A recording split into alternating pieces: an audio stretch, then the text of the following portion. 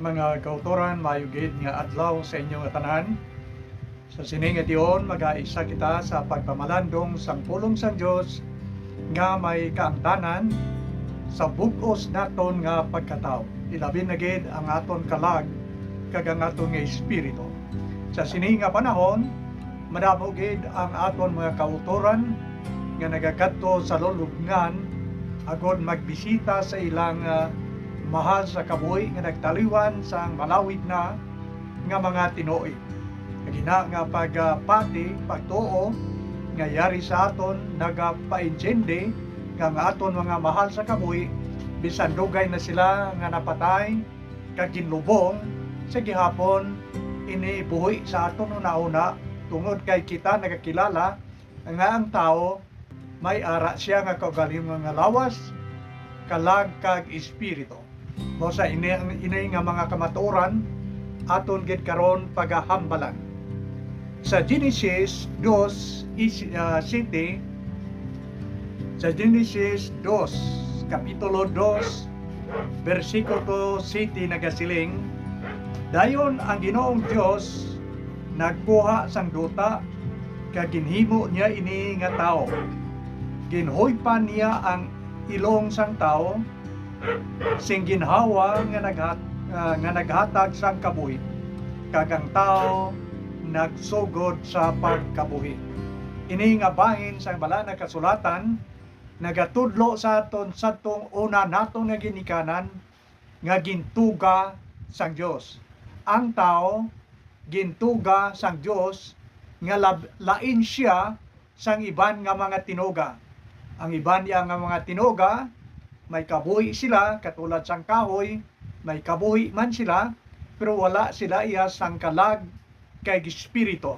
Amuni ang naka lain sa aton kaysa iban nga mga tao. Kung sa bagay, ang balaan nga kasulatan, kagini makita sa Genesis 1:26, nagasiling ang Dios, himuon ta ang tao nga katulad naton o kon mangin katulad sa aton, mangin kaangay sa aton.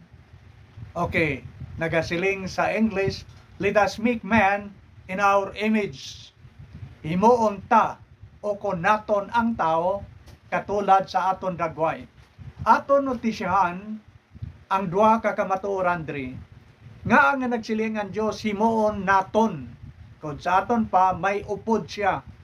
Ini nagapamatuod sa ginatawag naton nga Trinity. May tatlo ka personas sa isa ka Dios. Ang Amay nagsiling himuon ta o kun himuon naton ang tao nga katulad naton. Sino ang upod sa Amay sa iyang pagtuga? Siyempre ara na da ang anak kag ang balaan nga espiritu. Kabangdanan nga nagsiling siya himuon ta, plural damo, himuon ta ang tao katulad sa aton. So kung pagtuga sang tao, upod na da ang Amay, ang anak kag ang balaan nga espiritu. Sila amo ang nagtuga sa aton. Kag ang isa pa gid nga kamatuoran nga tan-aw naton nga ang nagsiling siya nga katulad sa aton. Himuon naton ang tao katulad sang aton dagway. Let us make man in our image. Amoy na ang ginasiling sang Bible. Ti ano ang aton itsura? Pareha sang itsura sang Dios? Hindi amoy na ang gusto ipangop sa balaan nga kasulatan. Sa iya paghambal, sa iya pagsilinga, himuon naton ang tao nga katulad sa aton, nagapaintsindi ina nga kita nga mga tao may kaalam katulad sa Dios. So gintuga kita sang Dios nga katulad niya nga maalam, may kaalam. Kagintuga kita sang Dios katulad sa iya nga matarong. Ang una nga tao nga gintuga sang Dios wala sing sala, matarong sila. Ang tao nakasala lamang sadtong tion nga gintintar siya ni Satanas kag nahulog sa sala. Pero ang original nga tao sa pagtuga sang Ginoo wala sila iya sang sala. So pagsiling sang Ginoo nga himuon naton ang tao katulad sa aton nagahambal ina nga nagasiling siya, himuon naton ang tao nga parehas sa aton nga maalam, matarong, kag balaan, wala sing sala.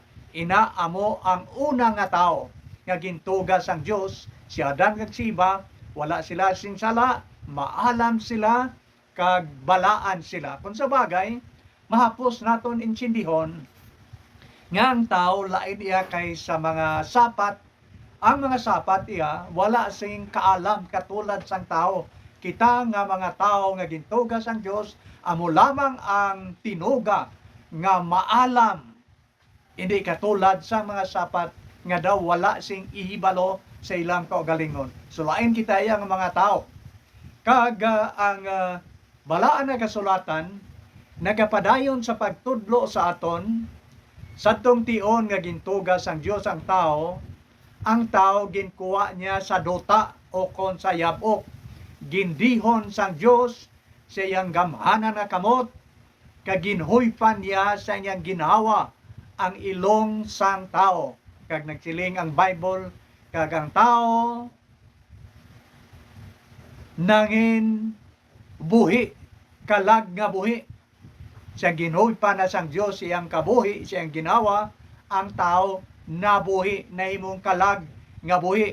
So ang lawas naton nagalin sa duta, pero ang aton kabuhi, ang aton kalag kag espiritu halin sa ginhawa sang Dios.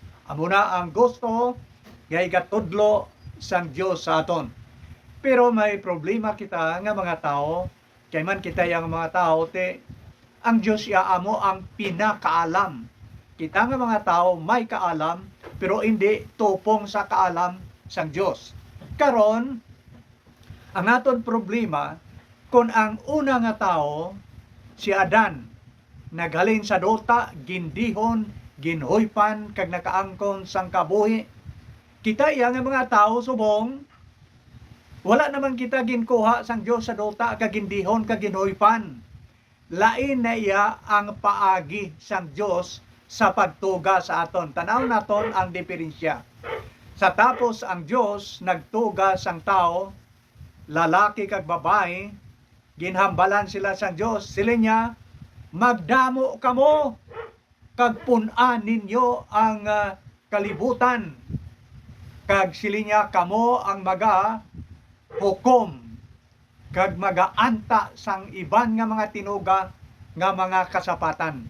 So mga kasapatan nangin sa idalom sang pagbuot sang mga tao, kay mga tao ya amo ang maalam. Pero aton ini atagon subong nga ang pagtuga sang Dios iya sa mga tao subong lain kaysa pagtuga niya kay Adan.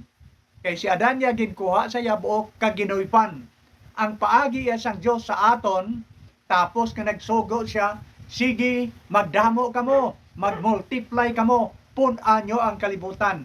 Ang metodo o kunang paagi sa pagtuga sa Dios sa mga tao, tapos kay Adan kay Eva amo ini, nga gingamit sang Dios ang lalaki kag babae, kag paagi sa ilang kooperasyon, magdamo ang mga tao.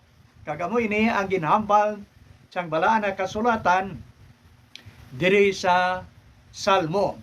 Sa Salmo nagatudlo sa aton nga kita nga mga tao gindihon sang Dios sa sulod sang lawas o kon taguangkan sang aton nga iloy. Kag makita nimo ini sa Salmo 139 alin sa 13 pakadto sa 16. Ginatuga kita sang Dios paagi sa kooperasyon sang tatay kag ang ato nanay, kag nagsiling ang Bible nga sa sulod sang tiyan sang taguangkan sang aton iloy, gindihon kita sang Dios sa makatilingala nga paagi. Gintaod niya ang tanan nga bahin sang aton lawas, halin sa ulo, mata, dalonggan, baba, kamot, kag mga tiil. Sa gahom sang Dios, gintuga niya sing sakto sa sulod sang lawas sang aton iloy. Kag amo ina ang paagi sang Dios sa pagpadamo sa aton. Ang una, gintuga sang Dios ang lalaki kag babae, kag ginsugo niya nga magdamo kita, kag paagi sa ilang kooperasyon nga duha, kita nga mga tao ginbunag, gintaod niya sa sulod sang aton iloy ang tanan nga bahin sang aton lawas, tubtob nga nabunag kita. Kag amo ina ang paagi sang Dios din ang tao magadamo. Kag siling nakon lain iya sa pagtuga niya sang una nga mga tao. Sa una naton nga ginikanan si Adan, nagalin siya sa yabok, gidihon, kag ginuypan. Kita iya karon paagi sa pag-isa sang aton tatay kag ang aton nanay, gindihon kita sang Dios siya gamhanan kamot sa sulod sang lawas sang aton iloy. Amo nang paagi sang pagdihon sang Dios sa aton. Pero isa pa kakamatuoran nga aton pagatanawon, ang kada tao may iya nga kagalingon nga lawas, kalag, kag espiritu.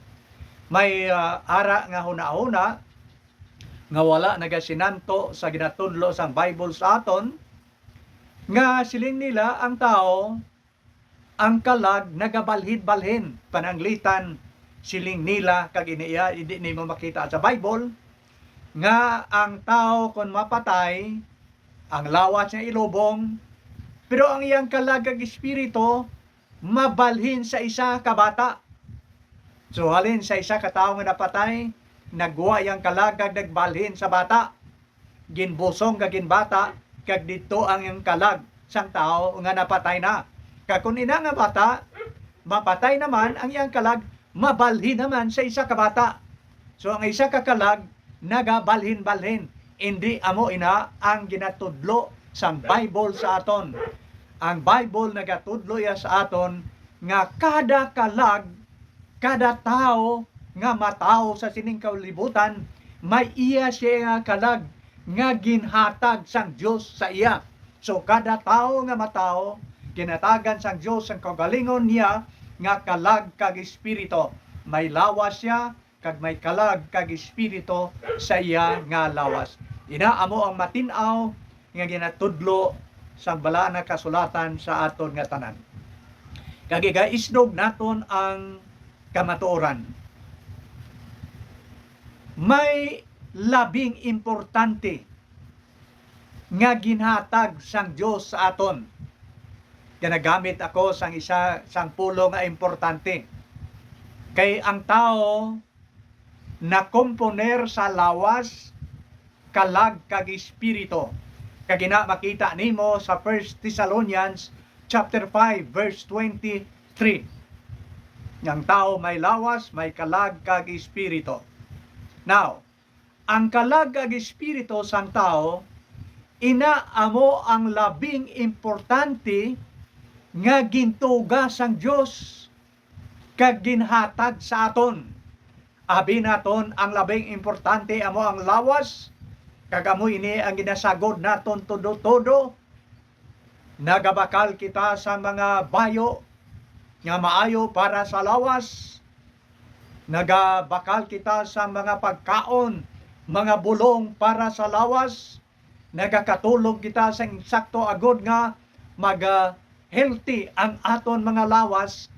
Ang tanan naton nga atensyon para lang sa aton lawas, pero wala kita gali makahibalo nga ang labing importante nga gintuga kag ginhatag sang Dios sa tao, hindi amo ang lawas kundi ang aton kalag kag ang aton nga espiritu.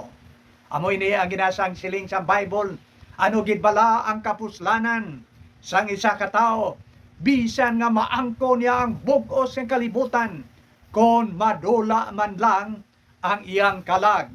So ang may dako nga value amo ang kalag, hindi ang lawas.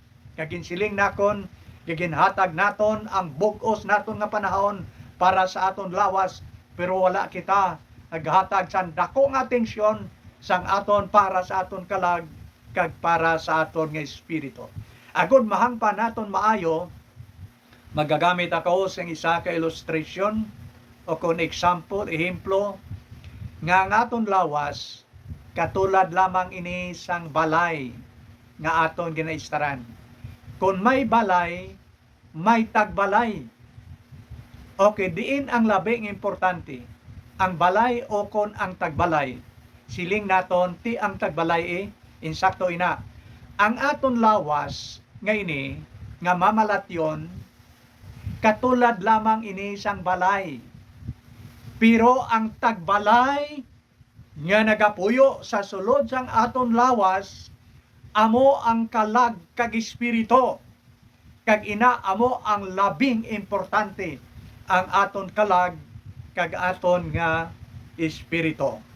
Kon ang aton lawas mapatay, ang aton niya kalag kag espiritu magwa ina sa lawas naton kag mapauli sa Dios nga nagtugas sa iya. Domdoma nga ginhuypan sang Dios ang lawas siyang kagalingon na ginhawa kag ang tao na himong kalag nga buhi.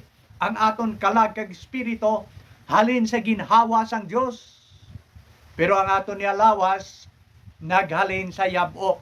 Kag ang Bible nagatudlo sa aton nga ang aton lawas nga halin sa yabok magapauli ini siya sa yabok. Kag ang aton kalag kag espiritu magagwa kag magapauli sa Dios tapos nga mapatay ang aton lawas. Ang isa ka sugilanon nga makabulig sa aton sipathag amo ang sugilanon nga makita naton sa Lucas 16. Kag gina nagatudlo nga may duha ka tawo. Ang isa manggaranon, ang isa imol nga si Lazaro. Napatay ang imol nga si Lazaro, pero may Diyos ang iyang kabuhi. Nagtuo siya kag nagbaton sa Diyos. Kag amo ina ang wala sa manggaranon. Damo siya manggad, pero wala sang Diyos ang iyang kabuhi. So napatay ang tao nga imol, bisan siya wala pagkaon, masakiton, wala sinikatiigo nga bisti. Napatay siya, kag tapos gid siya nga napatay, gindala sang anghel ang iyang kalag dito sa presensya sang Dios nga ginatawag naton nga paraiso o kon langit. Dito ginalipay siya sang Ginoo immediately after death. Tapos gid sa iyang kamatayon, iyang kalag kag espiritu gindala dito sa paraiso o kon sa langit. Kag dito ginalipay siya sang Dios. Napatay ang tao nga manggaranon. Ang kalag kag espiritu ginlubong iyang lawas, ang kalag niyang espiritu gindala dito sa impierno nga wala sang Dios ang iyang kabuhi. Manggaranon siya pero wala Dios.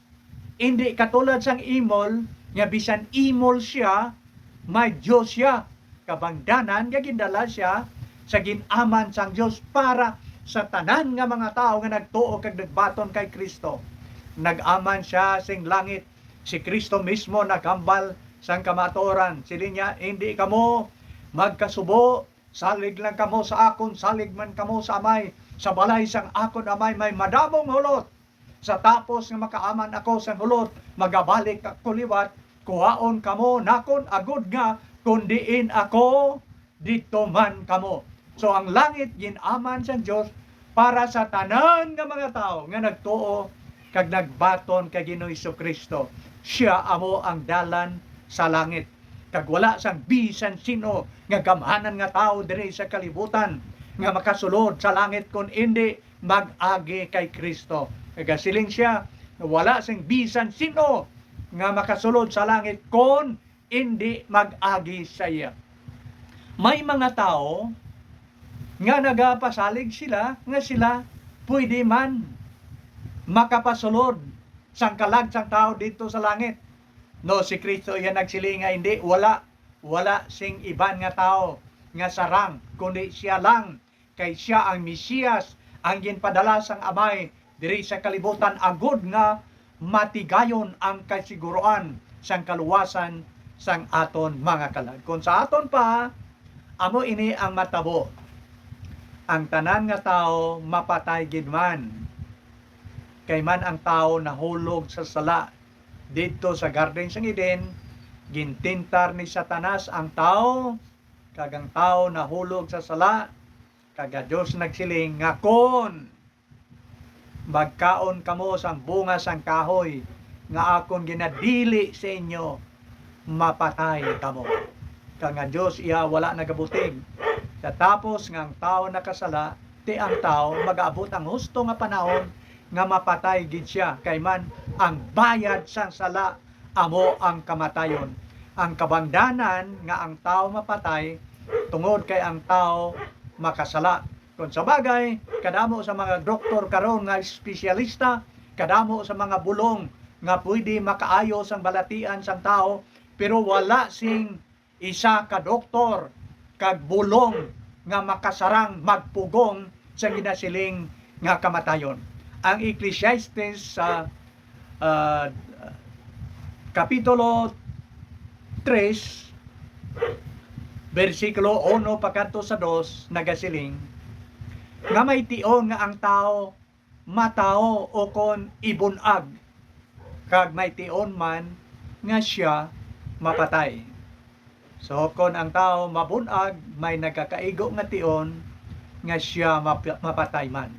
Kag ang Bible nagapadayon sa pagtudlo sa aton nga nagasiling nga gintalana, may tion nga gintalana ang Dios nga ang tao mapatay, kag sa tapos sina amo ang paghukom. It is appointed unto man once to die, and after that the judgment.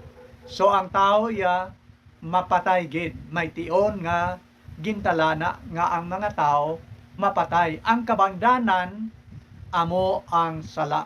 Tungod kay ang tao nakasala, ti ang bayad sa sala, siling sa Bible, amo ang kamatayon. So ano ang solusyon agud masulbar ining dako nga problema? Okay, ang Dios paagi siyang pulo nga amo ang Bible nagapatayon sa pagtudlo sa aton agud nga mabuligan kita.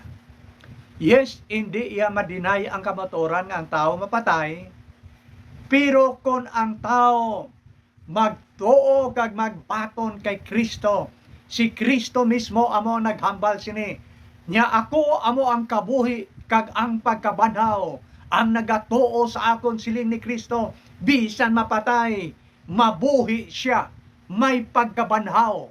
Si Kristo napatay kag nabanhaw, amo man sina siling niya ang nagatuo sa akon siling ni Kristo, bisan mapatay mabuhi man siya o kung mabanhaw man siya. Ina makita naton sa John chapter 11 verse 25. May paglaom kita, bisan mapatay kita, pero si Kristo may gahom sa pagbanhaw sa aton kung kita nagtuo kaginbato naton siya sulod sa aton kabuhi. Now, nagapadayon ang Bible sa aton sa paghambal nga dapat gid kita magtuo kay Kristo. May isa ka priso sa tion nga ginpriso si San Pablo tungod kay nagpangwali siya sa mayong balita, kag ang nagakontra sa mayong balita amo ang nagpriso sa iya, kag ang manugbantay nga soldado sa prisuan nagpamangkot kay San Pablo, "Sir, anong himuon ko agud maluwas ako?" Ang sabat ni San Pablo amo ini, "Magtuo ka kay Ginoong Hesus agud maluwas ikaw, ikaw kag ang imong panimalay, ikaw kag ang tanan nga membro sang imong panimalay. Dapat gid nga magtuo kamong tanan kay Kristo agud nga updanay man kamo diri sa duta, kag magapadayon kamo sa pag-updanay didto sa langit." Kabangdanan nga nagsiling si San Pablo, ikaw kag ang imo nga panimalay. Ang paglaom naton yara kay Kristo. Kag amo ini ang matuod nga ginatudlo sa aton sa tion nga magkari si Kristo. Kag ini makita sa 1 Thessalonians chapter 4 verses 18, verses 13, 13 pakadto sa 18. Ang kaluwasan sang tao kompletohon sang Dios, wala siyang kulang. Nga ang naghambal ang Bible sini amo ini. Si Kristo tapos siya nga nabanhaw, nagbalik siya sa langit. Pero nagsaad siya nga magabalik siya liwat diri sa duta.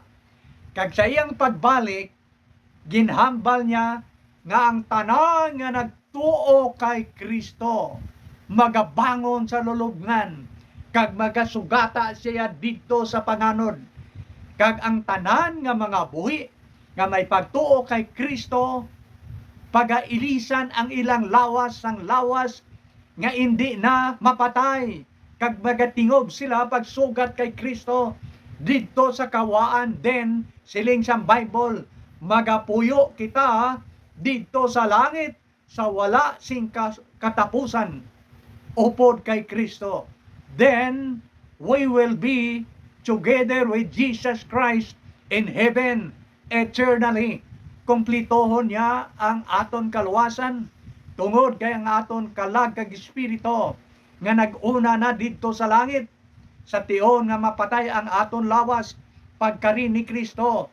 Ang aton lawas nga ginlubong kung patay na kita pagbalik ni Kristo, iyang banahon kag ang aton kalag kag espiritu iyang ibalik sa aton lawas nga hindi na mapatay, kag dito magakabuhi kita sing malipayon upod kay Kristo. Kay sa langit wala na sing kamatayon, wala na sing balatian, wala sing gutom, kag wala na sang ginasiling naton nga problema dito sa langit. Lunsay kalipay ang aton mapatyagan upod kay Kristo nga aton manuluwas. So amoy nang kumplito nga kaluwasan, kay hindi lamang ang kalag kay espiritu ang ginluwas, kundi ang aton man lawas pagabanhawon kag kumplitohon sa Dios kalag espiritu kag lawas magapuyo dito sa langit sa wala na sing katapusan. So amoy na ang sulbar, solusyon sa Dios. Ang tanan nga mga tao mapatay, pero kung ikaw kag ako imong gin-surrender ang imong kabuhi dira kay Kristo, kag gintuohan mo siya, kag ginbaton mo sa imong kabuhi, inulsulan mo ang imong aton mga sala, si Kristo magabaton man sa aton, kay nagsiling siya ng tanan nga magdangog sa niya, hindi niya gid pagisikway. Kari kamong tanan, siling ni Kristo, tanan kamo nga ginabudlayan kag ginabugatan sa inyong mga sala, kay papahuwayon, kay patawaron nakon kamo. So ginainbitar kita sa Ginoo sa nabatian nimo karon ining mayong balita sang kaluwasan, hindi pagpatigha ang imong tagipusoon, buksi ang imong kabuhi, bato na si Kristo karon dayon, kay kaluwasan ginatanyag sang Dios sa siningation, buwas basi kun wala na sing panahon. Karon amo ang adlaw sang kaluwasan. I-surrender sing hugot ang imong kabuhi sa Ginoo, kag alagara siya tubtob nga ikaw magakabuhi sa sining kalibutan. Mga kauturan, madamo gid nga salamat, kag kabay nga ang Dios magpakamayo gid sa aton tanan.